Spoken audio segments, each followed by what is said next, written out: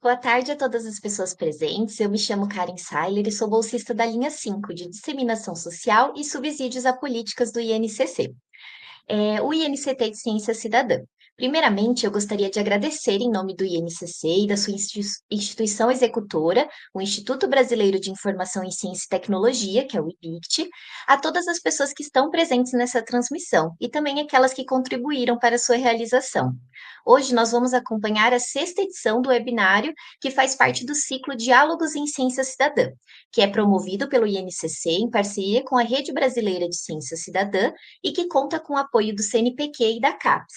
Além disso, essa edição ela tem como tema Tecnologias e Infraestruturas na Ciência Cidadã. E para discutir esse tema, a gente vai ter os seguintes convidados que vão se apresentar nessa ordem. Primeiramente, nós vamos ter a Clara Baringo Fonseca, que é bióloga e mestre em gestão ambiental. Ela tem experiência em projetos de cooperação, pesquisa em ecologia, gestão e padronização de dados de biodiversidade, além de capacitações e apoio à publicação de dados. Atualmente, ela trabalha na CIB-BR, onde atua desde 2017. A CIB-BR é o Sistema de Informação sobre Biodiversidade Brasileira. Nós teremos também a Keila Elizabeth McFadden Juarez, que é graduada em Biologia pela USP, mestre em Ecologia pela Universidade de Brasília e doutora em Biologia Animal também pela UNB. Ela já atuou no IBAMA, no ICMBio e na Secretaria de Biodiversidade e Florestas do Ministério do Meio Ambiente, com políticas públicas e gestão da biodiversidade. Atualmente, ela também trabalha na CIB-BR. Nós teremos também a Nathalie Leite, que é mestre em Ciência da Informação e bacharel em Arquivologia pela Universidade de Brasília. Desde 2018, ela participa da equipe desenvolvedora do Sistema Visão, na qual é responsável pelos insumos informacionais de ferramenta. Além disso, atualmente ela é pesquisadora no IBICT. Nós teremos também a mediação, que será feita pelo Alan Yu Yuma, que é engenheiro ambiental, mestre em sensoriamento remoto e doutor em ambiente e sociedade. Ele atua com pesquisa, ensino e extensão em temas de ciência cidadã, gestão de risco de desastres e adaptação às mudanças climáticas. Além disso, ele também é co-coordenador da linha 1 de engajamento e coprodução do conhecimento do INCT de Ciência Cidadã. Logo após a fala dos nossos convidados, nós vamos disponibilizar nos comentários do chat o link do formulário para emissão do certificado. Então, quem tiver interesse no certificado de participação, basta preencher esse formulário. Além disso, eu também peço para que vocês compartilhem as suas dúvidas, as suas perguntas no chat, porque após a fala dos nossos convidados, nós vamos ter uma sessão de perguntas e respostas. Obrigada, então, pela atenção de todas e todas. Eu convido agora, então, o Alan, que fará a mediação desse webinário e também fará uma introdução sobre a temática dessa edição. Obrigada, Alan. Bom, obrigado, Karen, obrigado também a todas as convidadas pela participação desse webinário super importante, Tecnologias e Infraestrutura na Ciência Cidadã. É um tema que a gente já vem tentando trazer já há um tempo, não só dentro do Instituto Nacional de Ciência Cidadã, mas também dentro da Rede Brasileira de Ciência Cidadã, que são dois movimentos diferentes, mas que se somam. E, assim, em particular, é um tema caro, necessário e que precisa ser detalhado, em termos de que tipo de plataformas abertas, que tipo de infraestrutura interoperável a gente tem utilizado. Então, nada mais e nada menos adequado do que a gente convidar aqui a Clara Baringo e a Keila Juarez. Obrigado pelo aceite do convite, para vocês trazerem um pouco mais sobre o que é o CIB-BR e como isso acontece, E a Nathalie Leite depois para trazer um pouquinho da discussão sobre o Visão e como é que isso interage com a plataforma Civis, que a Karen já comentou. Aqui a gente tem uma ordem e a gente combinou aqui que nós vamos iniciar com a Clara. Ela vai fazer uma introdução e depois aqui ela vai mostrar como é que funciona essa plataforma CIB-BR, o que é e como é que ela funciona. Então, a palavra é sua, Clara. A gente tem 20 minutos aproximadamente cada pessoa que foi convidada, tá bom? Fique à vontade. Muito obrigada. Boa tarde, pessoal. Obrigada, Karen e Alan e a todo mundo pelo convite. A gente é da equipe de dados do Sistema de Informação sobre a Biodiversidade Brasileira, uma plataforma online de acesso livre e gratuito, onde tem dados vários tipos de dados de coleções biológicas, projetos e ciência cidadã. Tá? Então, vou apresentar um pouquinho o CIBBR. O CIBBR, a plataforma foi lançada em 2019 e foi lançada com 15 milhões de registros de ocorrência, poucas coleções e instituições cadastradas, mas 6 anos até hoje, a gente já conseguiu triplicar os conjuntos de dados e trazer não só dados de coleções biológicas, sino também de projetos do setor privado, licenciamento ambiental, coleções e também projetos de ciência cidadã. Eu vou focar aqui em dois grandes projetos, que é o iNaturalist e o eBird. São 2 projetos que a sede deles é nos Estados Unidos, o eBird é na Faculdade de Cornell, no Nova York, e o iNaturalist, a sede é na Califórnia, mas esses 2 projetos, eles foram muito sucedidos, né, e compartilham muitos dados por meio de plataformas abertas. Então, se a gente tem 38 milhões de ocorrências, se o Brasil tem e compartilha e agrega dados, e no total é 38 milhões de ocorrências, basicamente os 50% desses registros provém de dados de ciência cidadã dessas 2 iniciativas. Então, o eBird é quase 17 milhões e meio de registros, e o iNaturalist contribui com 1 milhão de registros, tá? Então, o CIBBR é o nó brasileiro, o representante brasileiro do GBIF, ou GBIF. O GBIF, ele é uma plataforma, é uma rede de países, né, que tem uma infraestrutura, que é o GBIF, e todos os países publicam dados por meio do GBIF através dos nós nacionais. Então, qualquer dado que deseja ser publicado por meio, coletado no Brasil e divulgado por meio do GBIF, precisa entrar pelo sistema, o CIBBR, tá? E o GBIF, ele tem como mais de 3 bilhões de ocorrências de ocorrências da biodiversidade, sendo que quase 1,5 bilhão é dado do eBird, e também quase 118 milhões de registros também provém do iNaturalist. Então, a regra se repete entre o CIBBR e o GBIF, mas os 50% dos dados provém de projetos de ciência cidadã. Tem outro aqui que a gente pode ver, o Arthroportalen, que é um projeto de ciência cidadã da Suécia, também contribuindo com muitos registros para a biodiversidade. Só falar que o CIBBR é o nó brasileiro e o GBIF é uma rede de países. Então, aqui eu queria mostrar apenas quem são os membros dessa rede. Então, vemos que o Brasil é o membro votante, tá? E em azul são membros associados, que eles não têm voto, mas em breve vão contribuir e vai ter voto, tá? Só para vocês verem o GBIF. Então, se clicar no GBIF, vocês podem selecionar o Brasil e vocês vão ver aqui todos os conjuntos de dados que fazem parte ou que contribuem no GBIF. Basicamente, os principais benefícios da ciência cidadã na área de biodiversidade, eles aumentam o engajamento social, então estimula a participação da sociedade no monitoramento e conservação da biodiversidade, valoriza o conhecimento local e tradicional, integra saberes diversos e fortalece o reconhecimento das observações e projetos das comunidades, fortalece redes de conhecimento, troca, diálogo entre pesquisadores, cidadãos, coordenadores, gestores, amplia o número de registros, né? Eu falei nas slides anteriores, 50% dos dados provém da ciência cidadã, e também contribui para políticas públicas, tá? Nesse eu queria enfatizar no próximo slide um excelente relatório que o IBGE publicou em 2022, tá? O IBGE baixou 22 milhões de registros disponíveis no CIBBR de várias instituições e projetos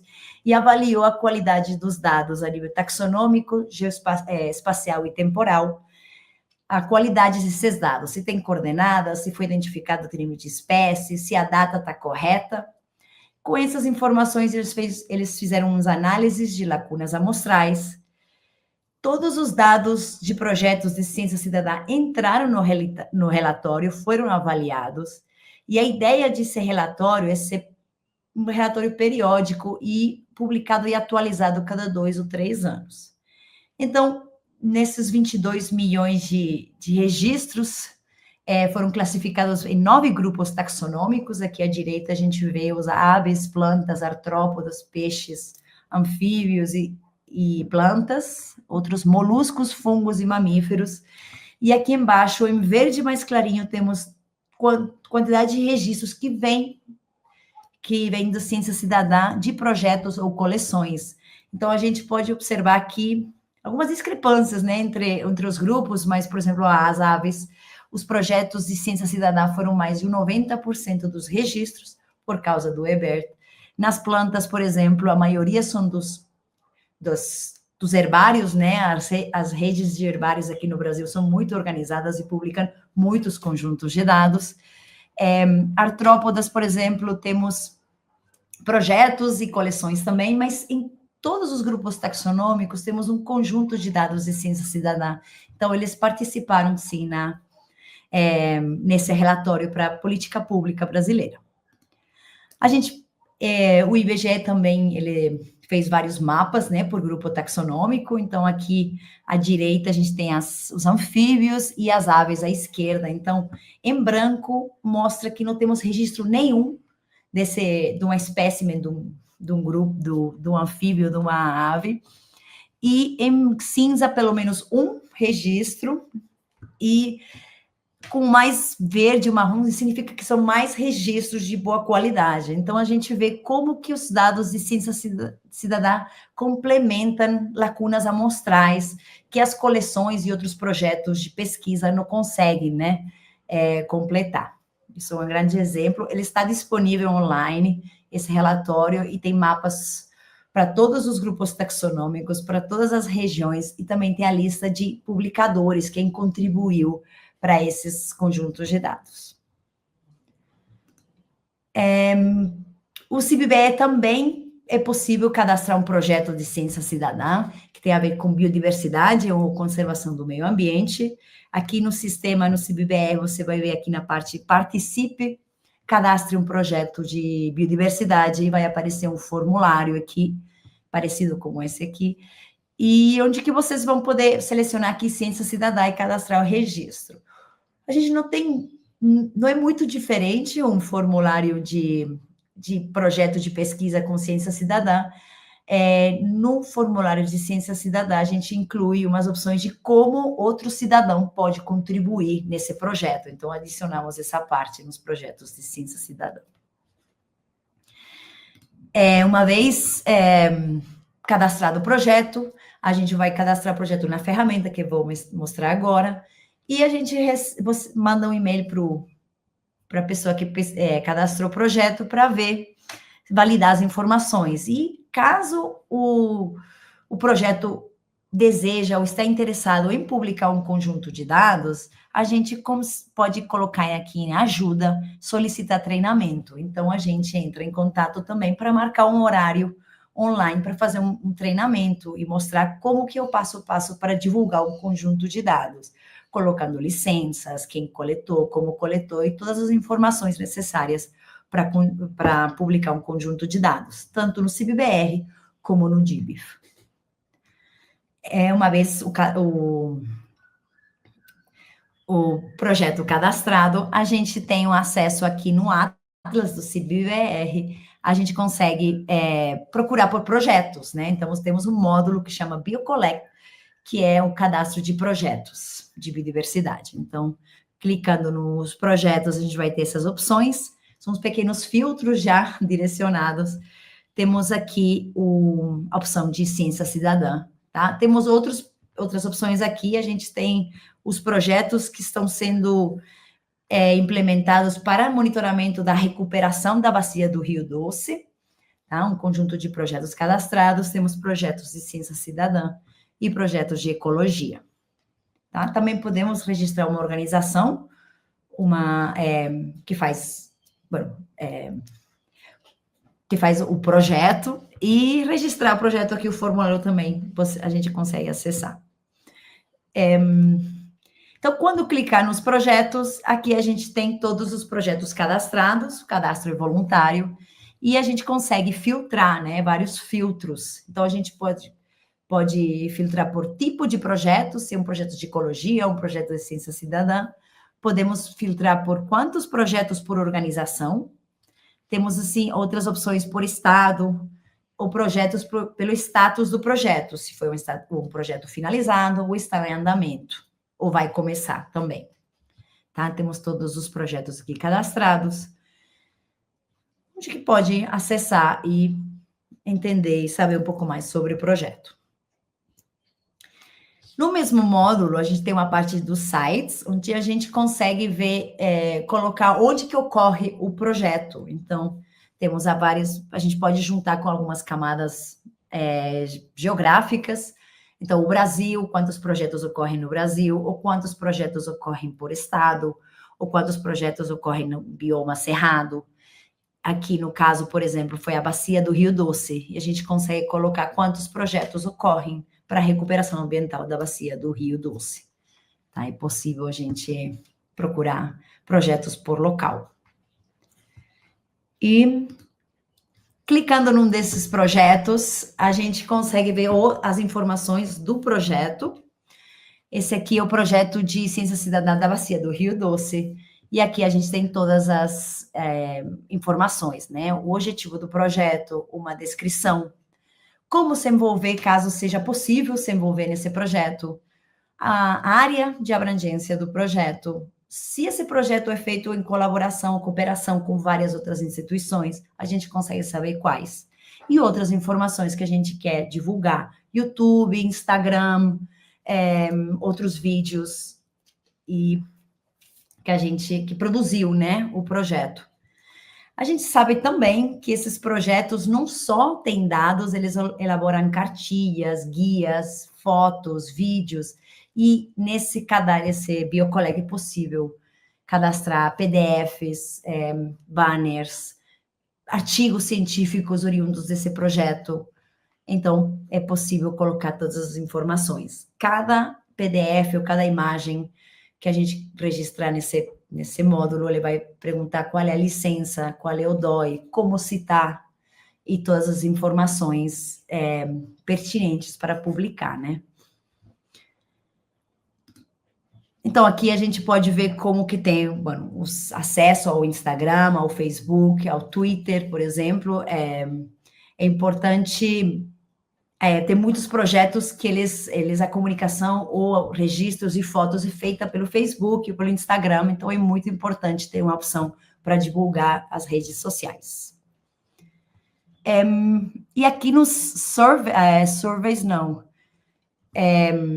Aqui no survey, por exemplo, a gente tem as campanhas ou as saídas para campo, né? Então, assim, se é uma BioBlitz na cidade de Brasília, e aí a primeira BioBlitz foi há 3 meses, a gente consegue colocar primeira campanha ou primeira saída e todos os dados vinculados a essa primeira campanha ou saída, né? Então, a gente vai poder organizar as informações e os dados conforme campanhas, expedições, atividades. E é isso que eu tinha para apresentar um pouquinho mais do CIBBR, como registrar um projeto, e a minha colega Keila, ela vai navegar um pouco pelo CIBBR, tá? Muito obrigada. Parabéns pela iniciativa. Clara, muito obrigado, viu, pelas informações super práticas, porque eu não sei, para quem está chegando, já conhece o CIBBR, deve ter algum tipo de informação, mas você trouxe uma série de outras informações que são muito úteis e práticas realmente para as pessoas. Eu só faço um comentário antes de passar a palavra para para Keila, desculpa, que quem tiver algum comentário, pergunta, coloque lá, e depois a gente vai juntar e reorganizar essas coisas aqui para a gente fechar depois, tá? Obrigado, Clara. Keila. Obrigada. Keila vai navegar agora, literalmente, na plataforma, para que vocês entendam um pouquinho mais como é que ela funciona. Keila, a palavra é sua.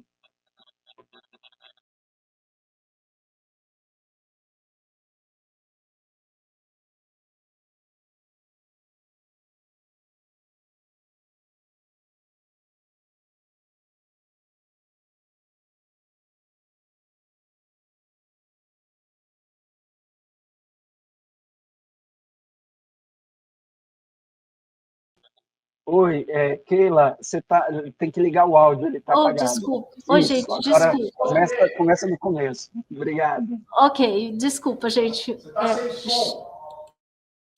Obrigada pelo convite. Desculpem, eu não tinha visto que estava desligado. Então, hoje eu estou compartilhando minha tela. Gostaria de informar, dar duas informações, né? Primeiramente, que o CIBBR é uma plataforma governamental, é coordenada pelo Ministério de Ciência, Tecnologia e Inovação e é operacionalizada pela RNP. E, assim, todos os dados que estão no CIBBR são dados de instituições diversas e dados de ciência cidadã, como a Clara apresentou. E eu vou mostrar para vocês como visualizar esses dados, então, na plataforma. Então, vamos lá. Eu vou começar colocando o nome de uma espécie, né? A ideia é mostrar esses dados, principalmente do iNaturalist e do eBird, e mostrar para vocês também o cruzamento desses dados, né? Como eles são visualizados e a importância disso, né? Quando a gente consegue ter esses dados, visualizar e cruzar com fontes diversas. Então, eu cliquei aqui numa espécie, né, coloquei nessa barra de busca principal do CIBBR, eu cliquei Arraia. Eu vou mostrar para vocês os dados da Arraia aramaçá, o nome científico é Paratrigon aireba. Então, clicando aqui, a gente chega na ficha de espécie, né, um módulo do CIBBR, e a gente tem essa ficha de espécie, a gente tem no CIBBR para todas as espécies conhecidas do Brasil, tá? A gente trabalha com as listas taxonômicas, a flora brasileira e o catálogo de fauna do Brasil, e para cada uma dessas espécies, mesmo que não tenha registro nenhum, a plataforma já abre uma ficha. Então, aqui vocês podem ver a imagem da espécie, né? E aqui eu já vou mostrar para vocês.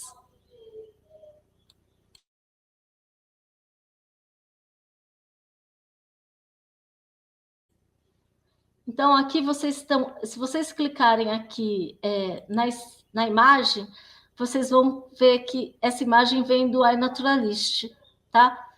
Então, aqui já tem o nome da espécie, né? E aqui participe da rede CIBBR. Vocês conseguem clicar aqui e ver esse registro. Então, o que eu quero mostrar de mais importante aqui para vocês, além do nome dessa espécie, né, dos registros, aqui vocês podem navegar um pouco e ver se essa espécie está ameaçada ou não. Então, eu já tinha falado que está ameaçada, né? Ela consta no livro vermelho da fauna brasileira ameaçada de extinção, do ICMBio de 2018. E aqui vocês têm várias outras informações, né? As imagens, da onde que vem essa classificação, né? Como eu já havia falado. Vocês podem navegar na classificação, podem ver uma estatística desses registros, tem acesso aos dados da literatura, de sequência genética, e aqui o que eu quero mostrar para vocês é que a grande maior parte desses registros, então, vem de instituições de pesquisa, tá? Mas a gente tem alguns dados que são do iNaturalist, né, como foi apresentado aqui, projeto iNaturalist, e aí eu vou mostrar esses dados para vocês. Então, se a gente ver aqui, olha, veja mapa interativo.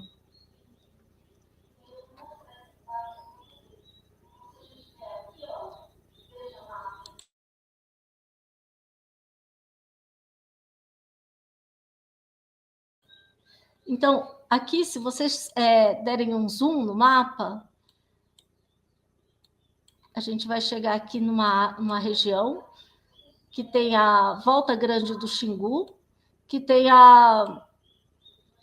o empreendimento de Belo Monte, né? Vocês estão enxergando aqui Belo Monte, e a gente tem alguns registros dessa raia, tá? Se a gente clicar em cada um deles, a gente sabe de onde que veio esse registro. Então, aqui eu estou clicando nesse registro, ele veio do INPA, e vocês vejam que a data é 2013, tá? Aqui tem outro registro que também é... Aqui não tem... a gente tem que abrir para ver de onde que veio esse registro, mas, enfim, a grande maior parte são de instituições de pesquisa. Esse aqui também é um registro que veio do INPA, Instituto Nacional de Pesquisa da Amazônia, e a data é 2014. E aqui, se vocês clicarem nesse registro aqui, acho que é esse que eu tinha navegado antes, esse registro é um registro do iNaturalist. E olha só, a data é de 2021. Então, embora seja o único registro para essa espécie, é uma espécie muito criticamente ameaçada, que vem de ciência cidadã, do iNaturalist, e no espaço de tempo muito mais recente. Então, a gente sabe que, mesmo depois do início do empreendimento de Belo Monte, teve um registro e agora assim, a comunidade consegue acompanhar. Né? A gente pode se perguntar se essa espécie continua lá, com os impactos da hidrelétrica ou não. Né? É possível, então, a gente está acompanhando. Bom, eu vou mostrar para vocês como cadastrar um projeto. Então, se vocês querem mandar registros do iNaturalist e imagens, a gente tem uma aba aqui, que é Atlas, Ciência Cidadã, e aqui tem o passo a passo de como vocês fazem para que os seus registros e imagens sejam visualizados no CIBBR, né? Os registros que vocês obtêm por meio do aplicativo iNaturalist. Então, aqui tem um passo a passo. Clicando em Confira o passo a passo, vocês conseguem ter a instrução, né? Primeiro, passo 1 é baixar o aplicativo iNaturalist. Passo 2 é se registrar nesse aplicativo, né? Criar uma conta. Passo 3, depois você já registrado, você entra na página, clica aqui nessa aba Comunidade, clica em Projeto, e aqui você consegue clicando em CIBBR, ou participe da rede CIBBR, você consegue visualizar esse projeto, e aí basta você pedir para participar, tá? Clica, então, o último passo, passo 5 aqui. Sim, quero participar da rede CIBBR. E aí, a gente consegue, dentro desse projeto do iNaturalist, a gente consegue trazer todas as imagens, tá? A gente também traz todos os registros para o Brasil do iNaturalist, mas a gente não traz todas as imagens, a gente traz apenas os que estão nesse projeto da rede CIBBR, por uma questão de... a gente, a princípio, ficou com um pouco de medo de ocupar muito espaço se a gente trouxesse todas as imagens do iNaturalist. Então, eu vou voltar um pouco, continuar mostrando como as pessoas podem contribuir com o monitoramento das espécies, né? Por exemplo, registrando as espécies por meio do iNaturalist ou do eBird. Eu vou colocar outra espécie aqui para a gente observar os registros. Vou colocar tartaruga.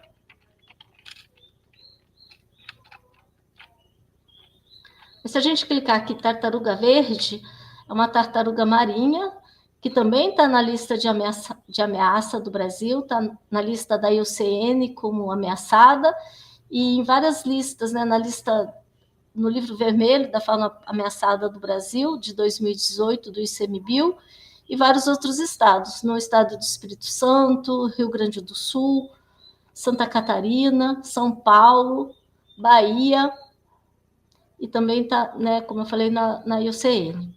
Então, aqui a gente vê os registros dessa espécie, e tem as mesmas abas, né, que eu mostrei anteriormente, né, as imagens, os nomes, a classificação, e aqui eu vou, os dados, as publicações na literatura, as publicações da espécie no GenBank, e aqui os parceiros de dados. Então, aqui a gente vê que o ICMBio tem a maior parte dos registros para essa espécie, são mais de 13 mil registros, e o iNaturalist vem logo na sequência, com 364 registros, né?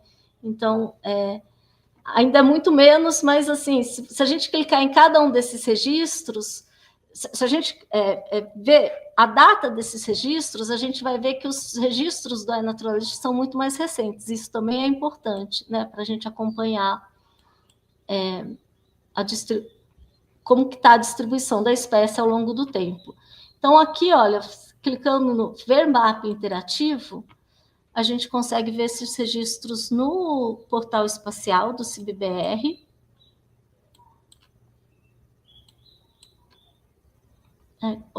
Vou dar um zoom aqui para vocês. Aqui vocês podem clicar em cada pontinho e ter as informações de cada um desses registros. E aqui vocês podem, em faceta, colocar ano.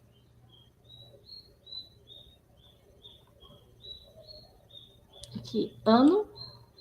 E aqui vocês vão ter uma informação de como estão distribuídos esses registros, tá? Então, tem registros desde 1854, né? Tem 4 registros aqui, e a maior parte é de 1998 até a data atual. Se vocês clicarem aqui, dá para fazer uma nova camada e ver os registros, só os registros de 1998 para cá, né? Até a atualidade, até esse ano. Então, a gente já fez uma nova camada. Agora eu vou fazer novamente, buscar ano aqui. E aqui a gente vai ter os registros, né, de 1998 até 2016, tá? Então, a gente pode fazer uma nova camada e ver quanto que tem, né?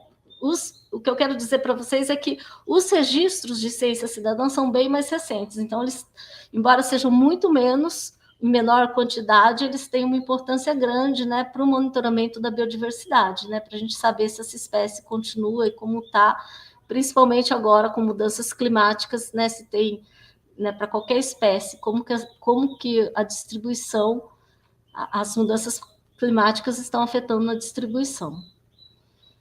Eu vou dar o exemplo de mais uma espécie, que é o Amazona Petrei, que é o papagaio charão.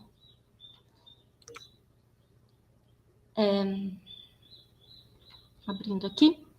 Essa espécie, gente, está com um nome comum errado, tá? Esse nome veio, a gente precisa atualizar o catálogo taxonômico da fauna do Brasil, mas o nome comum veio dessa lista e não é o nome correto. O nome correto comum é papagaio charão, né? Embora o nome comum tenha algumas divergências, mas não é esse nome.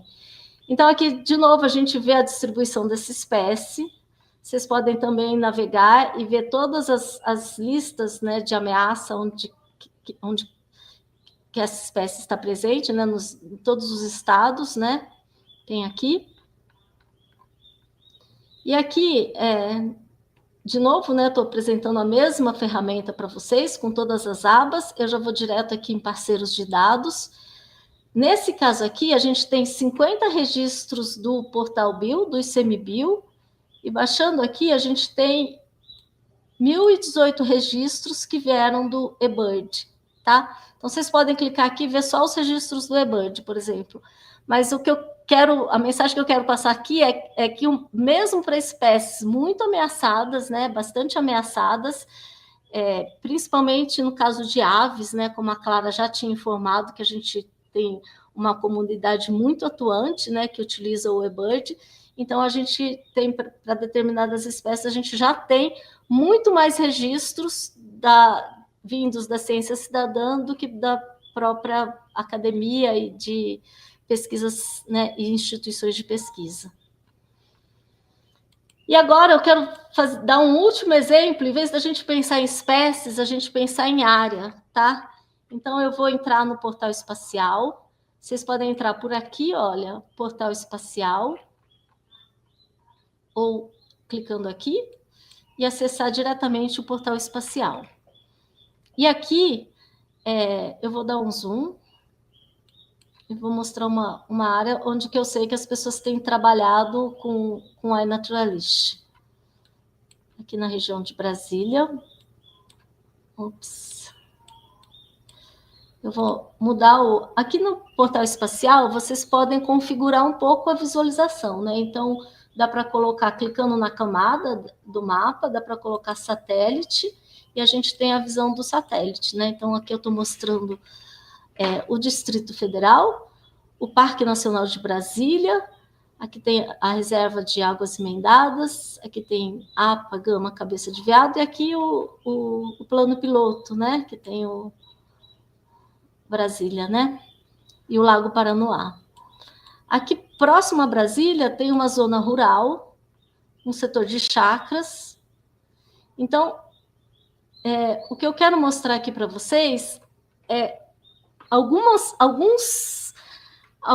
situações em que é muito importante a comunidade ter um engajamento e coletar dados de biodiversidade. E essa ferramenta, né, por exemplo, a iNaturalist, mas não só, outros aplicativos, né, ou mesmo cadastrando diretamente os dados no CBBR por meio do BioCollect, que a Clara mostrou, mas são formas de que a comunidade pode dizer quais espécies da biodiversidade ocorrem numa região e qual a importância disso. Então, essa região aqui chama-se Núcleo Rural Lago Oeste, e aqui a gente tem chácaras de 2 hectares. Ela é definida no plano diretor, no plano de planejamento do Distrito Federal, como zona rural. Então, quando um município ou o Distrito Federal diz que é zona rural, não pode ter parcelamentos, né? O parcelamento mínimo são 2 hectares. Então, cada uma dessas chácaras, se a gente der um zoom aqui, a gente vai ver que cada chácara, né, tem pelo menos 20 mil metros quadrados. Se isso passa a ser zona urbana, o parcelamento pode ser muito maior. Então, no caso aqui, se a comunidade não quer que essa zona seja fragmentada, né, que tenha muito adensamento, pode estar se engajando no monitoramento da biodiversidade e pode mostrar para os setores públicos a importância dessa área como conservação também. Então, aqui eu vou mostrar algumas espécies que existem, né? Então, eu vou clicar em área. Aqui vocês colocam desenhar um polígono. Vou desenhar um polígono aqui dessa região.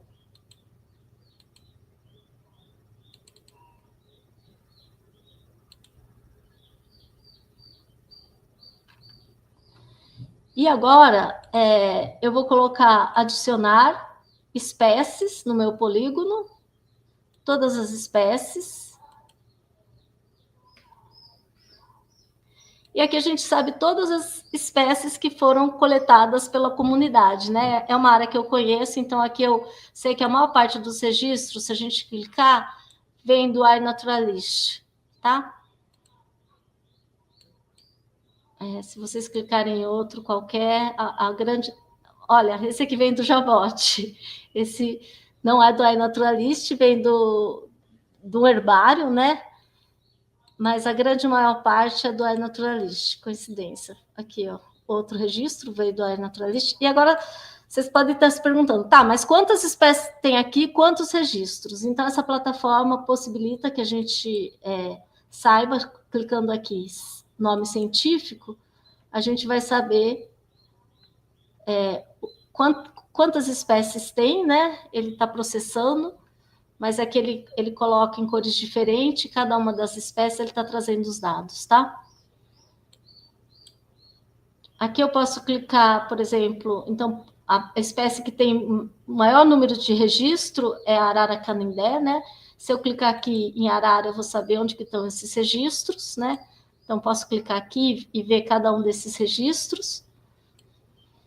E a gente está fazendo algumas outras coisas de trazer camadas, né? Então, assim, você colocar os dados numa plataforma como o CIBBR, o legal é que você pode cruzar com várias outras camadas que você queira, para fazer análises, avaliações, né? Então, deixa eu clarear um pouco o polígono, eu vou mostrar para vocês. Então, voltar aqui para os registros todos. Então, aqui estão os meus registros, né? Eu posso adicionar uma camada, base de dados. É uma camada que a gente recém criou, que é a reserva legal, aqui do Distrito Federal. É uma camada um pouquinho pesada, mas vamos ver se vai dar para navegar. Então, se a gente der um zoom aqui, olha, a gente sabe a reserva legal de cada chácara, né? O CAR é um instrumento de autodeclaratório, né? Então, eu vou até... Os pontinhos estão muito grandes aqui. Deixa eu melhorar. Enfim, os pontinhos das espécies estão aqui, né? A gente consegue cruzar com as áreas de reserva legal, que, como eu estava falando, é autodeclaratório por cada proprietário, né, da chácara, e a gente consegue aqui, então, fazer avaliações, né, de como pode ser corredor, onde tem mais espécies, enfim, até o poder público pode até validar as áreas de reserva legal. Então, quis trazer esse ponto como um ponto importante dentro de políticas públicas para os registros de ciência cidadã. É isso, gente. Keila, brigadíssimos, 20 minutos cravados e, assim, num tom de muita oficina que você ofereceu para a gente aqui, né? Acho que foi muito interessante mostrar a importância de ter uma infraestrutura por trás do CIBBR que faz funcionar, com todas as suas limitações, né? Mas que permite essa visualização, compartilhamento e análise, né? Em última instância, que o usuário pode fazer. Bom, obrigado, Keila, mais uma vez. Eu vou chamar a Nathalie, e aí a gente agora vai navegar para uma outro tipo de plataforma, que também trata de ciência cidadã, e tem outros objetivos também, que a ideia é um pouco que você traga isso para a gente. Nathalie, obrigado pela sua participação, e o tempo é seu. Obrigada, Alan. Obrigada, pessoal, pelo convite, pela oportunidade de estar aqui para falar sobre Visão. Boa tarde a todo mundo que está nos assistindo. Foi muito bacana ver a navegação do CIBBR com a parte de mapas, porque eu vou falar justamente sobre uma ferramenta de mapas e sobre como isso é um importante apoio, né, para toda a catalogação de dados e apresentação de dados no contexto da ciência cidadã e em outros contextos também. Eu vou falar sobre Visão, que é uma ferramenta desenvolvida pelo IBICT. Eu trouxe um pouquinho do histórico dele para contextualizar como ele surgiu. Então, em 2015, o IBICT tinha um projeto em parceria com o Ministério da Economia, né, com o então Ministério da Economia, e eles tinham um conjunto enorme de dados de arranjos produtivos locais, que são conjuntos de dados importantes no contexto econômico nacional, só que eles estavam em formato de planilha, guardados, e justamente o nome já traz, né, era um arranjo produtivo local, eles precisavam ser mostrados em um formato dinâmico de mapa para refletir essa característica de local. Então, a gente começou a trabalhar no sentido de procurar sistemas onde a gente pudesse apresentar esses dados, né, para atender essa demanda do Ministério. Mas o que a gente encontrou à época foram muitos sistemas proprietários com alto custo financeiro para utilizar, onde a gente ia ter uma dependência ali por meio de assinatura ou contrato para qualquer ação de manutenção ou inclusão de novos dados. Tudo isso ia depender do proprietário dessa ferramenta, né? E uma certa falta de customização e flexibilidade nos gráficos para usar para apresentar esses dados. Então, se tratando de uma casa de pesquisa, um instituto de pesquisa, dentro de um projeto de pesquisa, a gente pensou, por que não criar um sistema que pudesse atender essa demanda não só do Ministério, mas de todas as outras pessoas que enfrentam essa mesma dificuldade, né, de apresentar seus dados. E foi aí que a gente começou o piloto do Visão.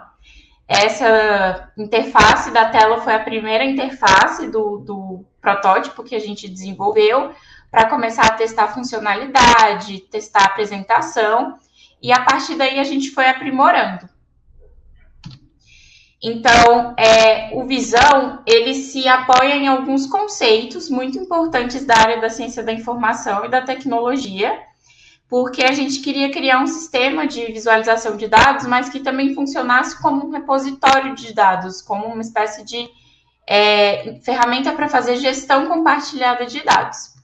Então, o primeiro conceito que a gente estudou e se aprofundou para desenvolver o Visão foi o de visualização de dados. Então, o que visualizar dados de formas dinâmicas proporciona, né, como benefício? Ele agrega muito potencial informativo, ele te dá possibilidade de ter novos insights a partir de um conjunto de dados. Ele precisa ser adaptado para o tipo de dado que você tem. E aí ele fica essa combinação, né, de potencial de exploração por parte do usuário, acesso, interatividade. E atualmente o tipo de visualização que o Visão tem é a geoespacial, então é uma ferramenta de criação de mapas. E os dados, eles se relacionam com os pontos e regiões físicas ali do Brasil, do mundo, podendo criar essas visualizações coropléticas, que são quando um indicador ou algum dado numérico pinta as regiões de um mapa, e também visualizações de camadas, que a gente chama de camadas, que são pontos específicos no mapa. Então, além de mostrar uma ou outra, no Visão você pode combinar essas duas, que é uma característica muito comum de ferramentas de dados, né? De mapas, perdão, como a gente viu na navegação do CIBBR, por exemplo. O segundo conceito que a gente trouxe foi o de ciência aberta, ali com um pouco de ciência cidadã também. Então, por que ciência aberta numa ferramenta de visualização de mapas, né? De dados em mapas? Justamente porque a gente queria dar essa característica de repositório. Então, abrange ali um pouco também dos dados abertos, ou seja, a gente fez um mapeamento de todas as instituições no Brasil que publicam dados abertos, dados que tenham essa característica geoespacial, e criou um repositório centralizado e aberto com esses dados para que as pessoas que utilizam o Visão possam, além de usar os seus dados, os dados que você coletou na sua pesquisa ou no seu contexto, você possa mesclar com conjuntos de dados abertos ali, de instituições de pesquisa, instituições científicas, que publicam de forma aberta seus dados. E também a ciência cidadã, no sentido de, além de poder utilizar esses conjuntos de dados, você também pode complementar, criar um novo conjunto de dados, complementando aqueles que já foram ali publicados. Por fim, dados abertos também, trazendo um pouco do contexto governamental, né? O IBICT é um órgão governamental, é um instituto de pesquisa do governo, então a gente também queria prestigiar essa questão dos dados abertos governamentais, e a gente queria que o Visão fosse não só uma ferramenta de visualização de dados, uma ferramenta para a ciência cidadã, mas fosse também uma ferramenta para apoio à tomada da decisão, né, tomada de decisão e gestão de políticas públicas no contexto governamental. O Visão está no ar desde 2020, nessa versão que a gente conhece, tem sofrido não, né? Tem ganhado muitas atualizações, as funcionalidades vêm se refinando, a cada parceiro que a gente sempre coleta feedbacks e melhora alguma coisa no sistema. Ele é um sistema livre, de código aberto, gratuito, ou seja, além de utilizar o Visão Central, que a gente acessa hoje, as instituições podem baixar uma versão do seu próprio Visão e trabalharem da forma mais adequada aos seus contextos, podem melhorar e aprimorar o código, podem contribuir de forma pública para o código também, para incorporarmos as melhorias no Visão Central. E os usuários, né, quem acessa o sistema Visão, pode ali navegar as visualizações já existentes. Então, sempre que uma instituição utiliza o Visão e tem interesse em disponibilizar o seu mapa de forma pública, isso fica centralizado no Visão e todo mundo pode acessar, qualquer usuário pode navegar. E quando você se cadastra, né, como um usuário logado no Visão, você pode criar os seus indicadores, os seus filtros, as suas camadas, criar visualizações, preencher metadados. O Visão ele tem integração com o GeoNetwork, que é um serviço muito bem estabelecido para compartilhamento de metadados. Então, tudo que a gente coloca no Visão, seja indicador, né, dado ou a própria visualização, o próprio mapa, também é registrado no GeoNetwork. E isso tudo está acessível para o usuário que se cadastrar, que fizer login na plataforma. Aqui, de novo, um pouco dessas funcionalidades. Então, você pode compartilhar as suas visualizações criadas, ou seja, você pode criar grupos para fazer essa gestão dos seus dados e das visualizações. Então, você pode compartilhar tanto com quem não tem cadastro no Visão, a pessoa vai conseguir acessar, como você pode compartilhar com usuários cadastrados, e aí eles ganham as funções de administração daquela visão também. Então, você cria redes, né, de compartilhamento de dados e de gestão de dados. Você transforma ali os seus dados em indicadores, ou seja, você pode pegar uma planilha de dados que estava desorganizada e fazer a gestão dela dentro do Visão, criando indicadores com esse aspecto geoespacial.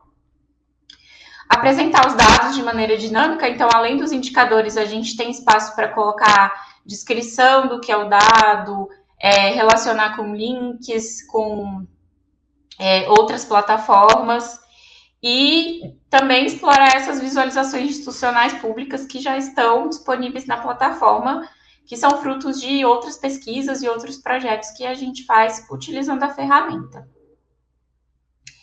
Aqui eu trouxe alguns exemplos que tem disponíveis. Então, a do IBICT, a gente tenta agregar a maioria dos dados abertos governamentais que são publicados. Então, tem dados do GovBR, tem dados do IBGE. A visão do Covid, que a gente fez à época da pandemia, do isolamento, e a gente trazia atualizações diárias com os números mais importantes, né, os indicadores mais importantes da Covid. Tem a Bacia do Alto Paraguai, que foi um projeto que a gente precisou customizar bastante o mapa para incluir bacias da região ali do Alto Paraguai. Então, é bem emblemático, porque mostrou que a gente pode customizar e deixar o mapa realmente adequado para muitos contextos. E a visão também, a visualização da IFLA, que é um projeto colaborativo, onde a gente está mapeando, em conjunto com toda a comunidade da ciência da informação, todos os cursos e escolas sobre ciência da informação. Então, tem um diretório onde a gente utiliza o Visão, né, o mapa, e as pessoas preenchem ali o responsável por cursos de pós-graduação, de graduação, especialização em ciência da informação, podem preencher seus dados lá. Então, é uma visão colaborativa. Convido todos a se cadastrarem, utilizarem o Visão, darem seus feedbacks, entrarem em contato com a gente. E aí eu vou falar um pouco, eu não trouxe na tela, não trouxe na minha apresentação, mas eu vou contar um pouco de como foi a nossa integração com a CIVES, que também foi desenvolvida com o apoio do IBICT. E o Visão, por ter essa característica de ser código aberto, ele pode se integrar a muitos outros serviços, né? A gente tem API para fazer integrações de dados, mas a nossa interface também pode ser integrada a muitos outros sistemas e portais. E foi o que aconteceu no caso da CIVES, que também utiliza um background, né? O código vindo de um projeto de código aberto. E aí foi a primeira experiência que a gente teve de conectar a interface do Visão e as funcionalidades do Visão em um portal. Então, a partir do cadastro da CIVES, todas as iniciativas já são refletidas no mapa, né, no Visão, que está integrado lá na CIVES. Então, é mais uma maneira de apresentar os dados de iniciativas de ciência cidadã, que é feito de forma automática, não dá nenhum trabalho para o usuário, né, para a pessoa que quer cadastrar os seus dados, e que casa muito bem com a proposta da CIVES, e que a partir disso já desenvolvemos outras funcionalidades. Então, esse mapa da IFLA que eu trouxe, por exemplo, ele é posterior à plataforma da CIVES, a plataforma de mapeamento de ciência cidadã. Então, a gente utilizou a mesma tecnologia para colocar em uso esse diretório, que também tem conceitos de ciência cidadã, né, um cadastramento colaborativo aí de escolas do mundo todo para coletar esses dados e centralizar esses dados sobre ciência da informação. Os dados da CIVES, eles ficam armazenados na CIVES, a gente não compartilha esse armazenamento de dados, ou seja, existe essa possibilidade de você utilizar o Visão nos seus projetos e não precisa necessariamente compartilhar os seus dados, se você tiver dados sensíveis ou algo do tipo, mas a gente pode integrar, essa interface do Visão no seu portal, no seu sistema, e ele funcionaria semelhante, por exemplo, ao mapa do CIVBR, que a gente viu também na navegação. Eu falei várias vezes desse mapa do CIVBR, porque é bem semelhante, é uma ferramenta bem semelhante. E hoje em dia a gente tem isso promovido por vários tipos de ferramenta, mas quando a gente começou a criar o Visão, era um serviço escasso, assim. Então é muito bacana a gente ver que isso tem sido importante, né? Tem tomado espaço, e o tamanho que o Visão tem tomado também, as dimensões, a gente fica muito feliz de poder apresentar. O caso da integração do Visão com a CIVES é de muito, muito caro para a gente, porque foi uma funcionalidade que a gente trabalhou bastante para desenvolver, essa de integrar os dados sem que o usuário perceba. E acho que é isso. Eu fico aberta a perguntas, se vocês tiverem dúvidas, e convido novamente para acessarem o Visão. Muito obrigada. Ei, Nathalie, muito obrigado, viu, pela clareza e por você trazer também o Visão, né? E como é que ele está se desdobrando, por exemplo, na plataforma CIVES e outras iniciativas adaptáveis e flexíveis para as demandas e segundo os objetivos diferentes. Eu acho que eu vou chamar todo mundo aqui de novo, por gentileza, Keila, Clara. A gente tem um bocado de perguntas, mas ao mesmo tempo foi bem interessante que a Clara acho que já foi respondendo uma parte delas, boa parte delas. Eu queria fazer 2 comentários gerais e que talvez vão responder algumas das questões que foram colocadas aqui, que é bom que vocês comentem também, tá? Eu queria mencionar um pouco da fala da Nathalie, né? O que ela trouxe assim é que a gente tem desenvolvido esses trabalhos de infraestruturas que o usuário não tem visto, eles acabam nem percebendo. E como isso é importante, por isso que a gente está chamando esse webinar aqui, porque no final muitas questões acabam mais voltando para e o que eu uso esse dado para pesquisa, para que eu uso isso, ou eu posso exportar. Mas até 10 anos atrás, por exemplo, se não tivesse o desenvolvimento da infraestrutura, não teria isso que está sendo apresentado para vocês, um portal espacial, uma plataforma que cataloga os dados, etc. Então, esse um comentário que eu queria fazer. O outro é que cada um tem um objetivo diferente também, né? Embora ele colete e agregue dados de ciência cidadã, um está mais voltado para um catálogo, por exemplo, de iniciativas de ciência cidadã, e outro tem vários instrumentos que operacionalizam a coleta desses dados de ciência cidadã. Tá?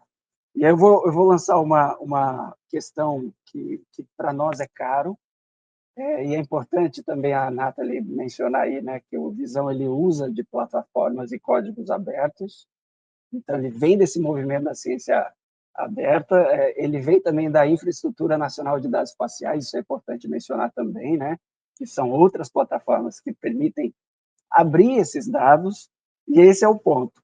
em que medida de códigos abertos, de abertura desses dados, por exemplo, que são importantes, a Clara, que ela comentou, que são dados que às vezes a gente tem de pesquisas e catálogos que colocam de pesquisa científica, método científico, e que podem complementar com os dados de ciência cidadã, ou que podem, inclusive, dizer coisas onde cubram essas lacunas.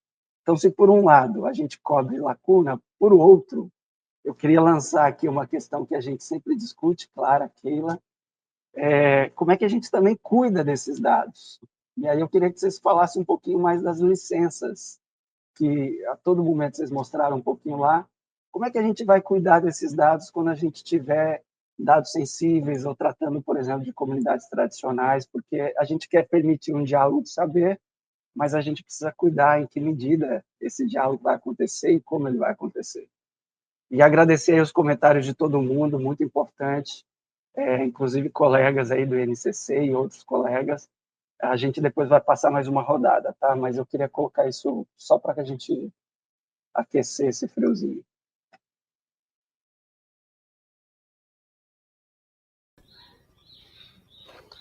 Eu posso começar falando, então.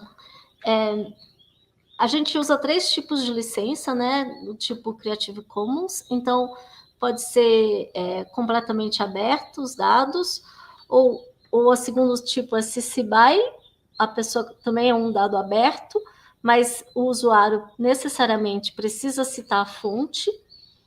E o terceiro tipo é CC BY NC, que além de citar a fonte, o usuário não pode usar com finalidade comercial. A gente não publica nenhum dado no CIB-BR sem licença, né? A gente considera que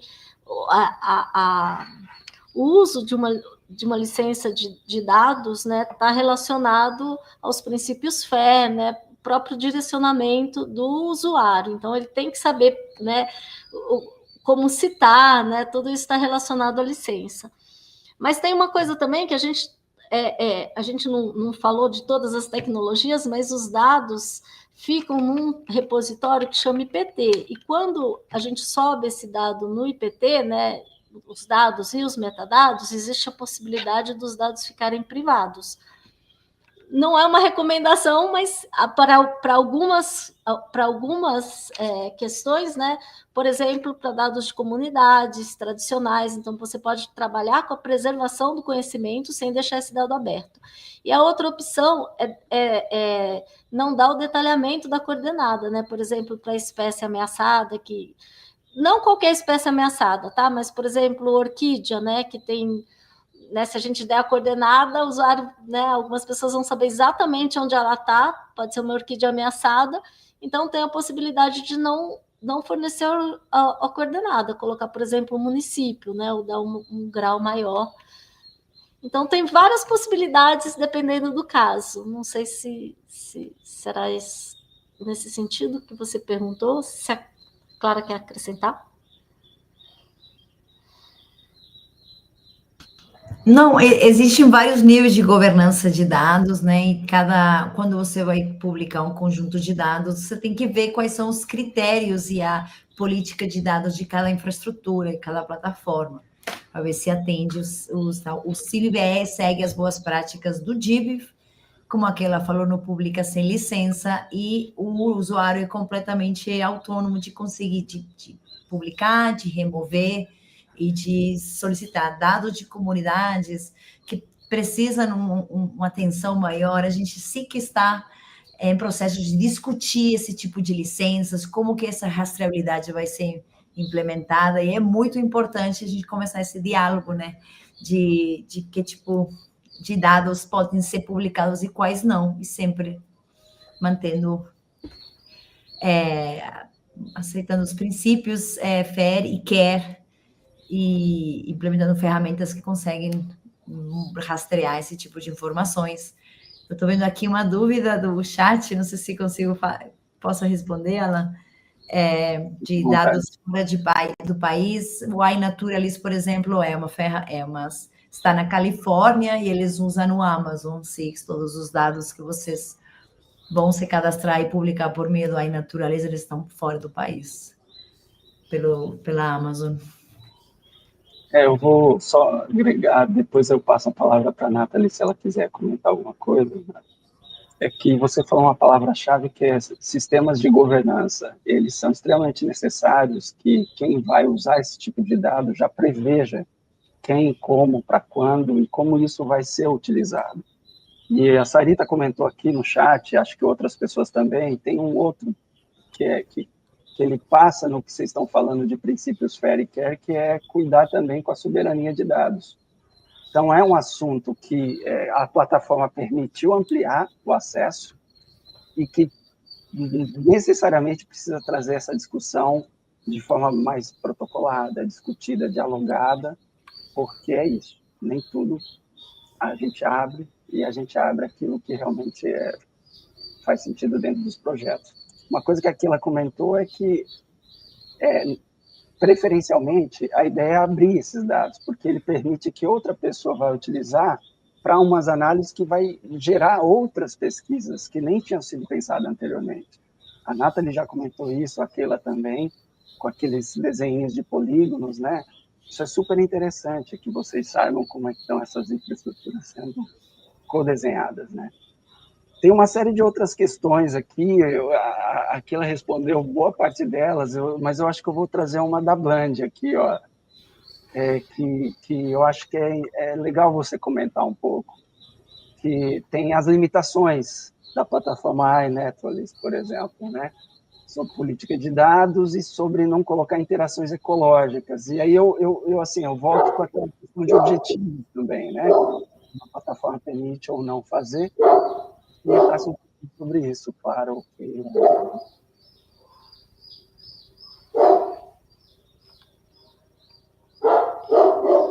só escutei o cachorro. Desculpa, eu vou falar que eu estou com o microfone aberto e ele está aqui latindo. Então, essa questão da governança é muito sensível, né? Realmente. E o uso do iNaturalist, embora seja... Eu adoro o iNaturalist porque ele também tem uma parte de inteligência artificial, né? Então, quando o usuário fotografa, ele já sugere algumas espécies, não exatamente. E a comunidade, né? A comunidade que faz a identificação. Então, teve uma pergunta também que eu já vou responder. Alguém falou, como vocês sabem se o dado tem qualidade?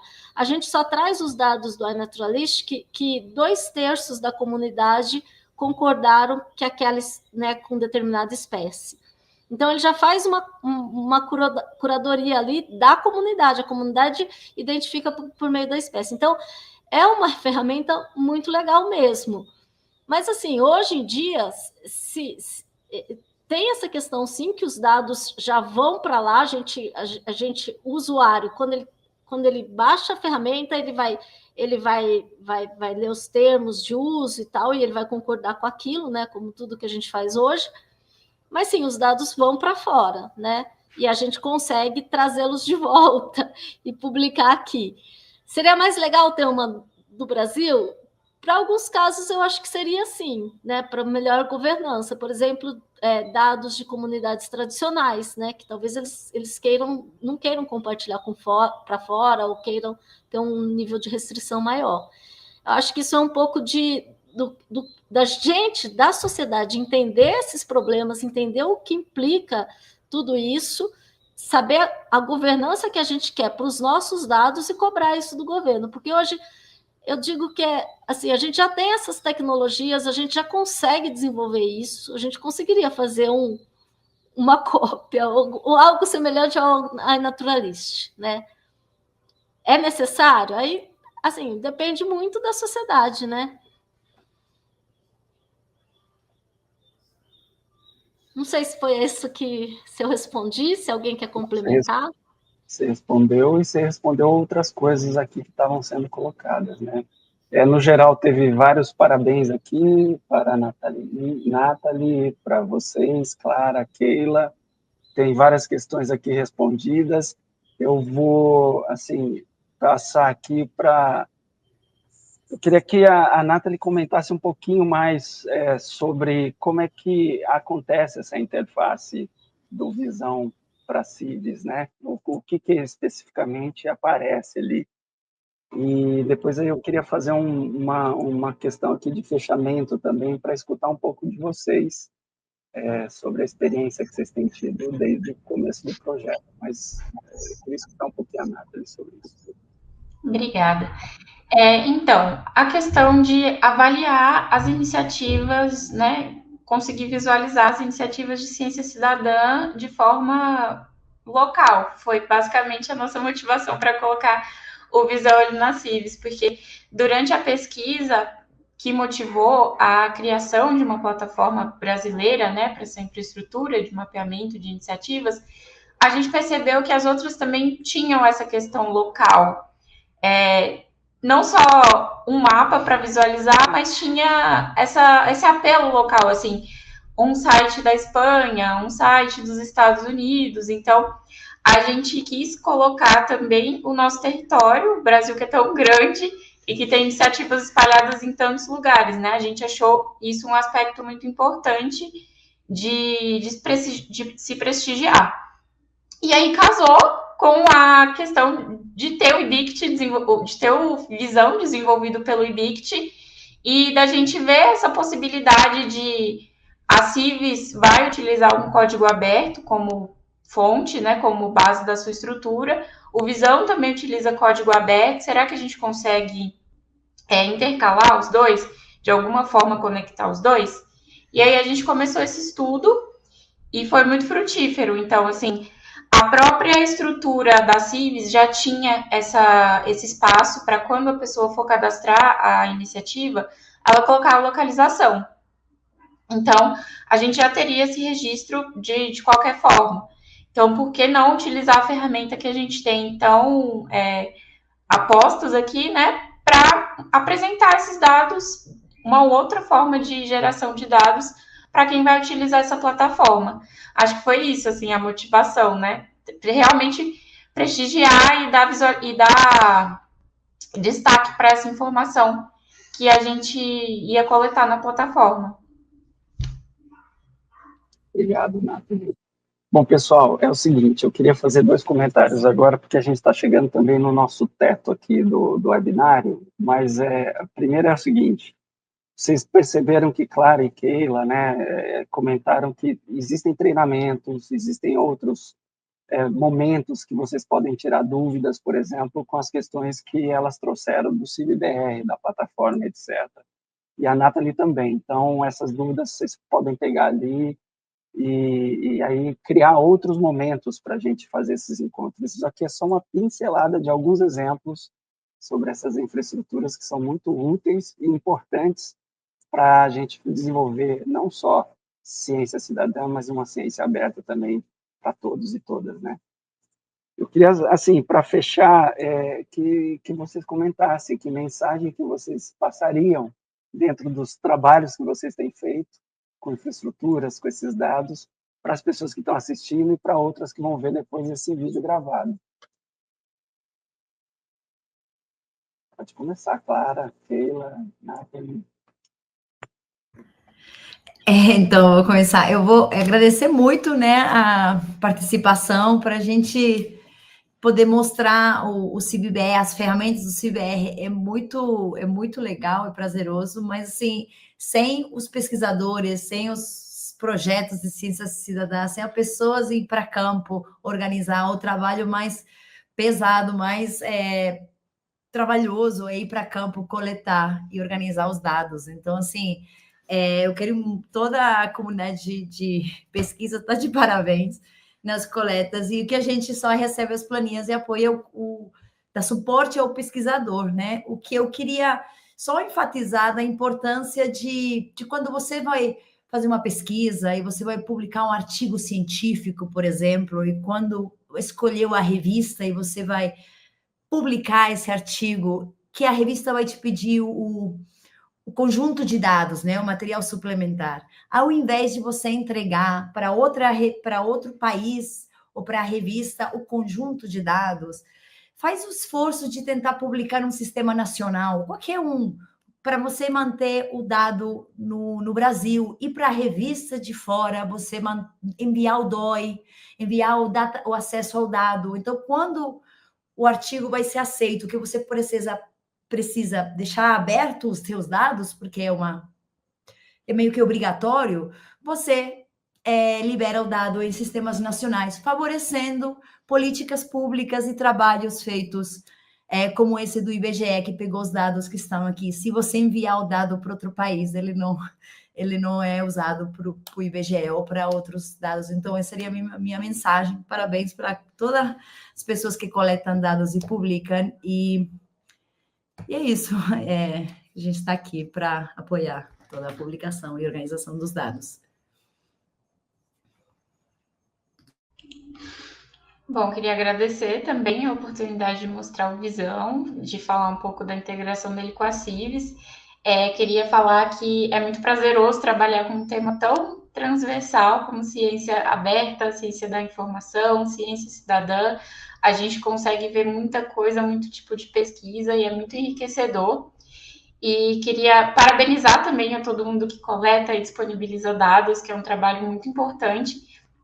E pedir também para que usem e privilegiem as nossas tecnologias nacionais, porque é só com o uso e com os comentários e o retorno dos usuários que a gente consegue avançar e criar infraestruturas cada vez mais sólidas, né, mais robustas para atender às nossas necessidades. Assim, o Brasil está sempre no topo dos rankings de abertura de dados, de transparência, de publicações. Então, é muito importante a gente fortalecer as nossas infraestruturas e, como a Clara falou, privilegiar aqui os nossos sistemas. Muito obrigada, pessoal. Keila, você quer comentar alguma coisa? Apenas agradecer o convite e a oportunidade da gente mostrar o CIBBR. Maravilha.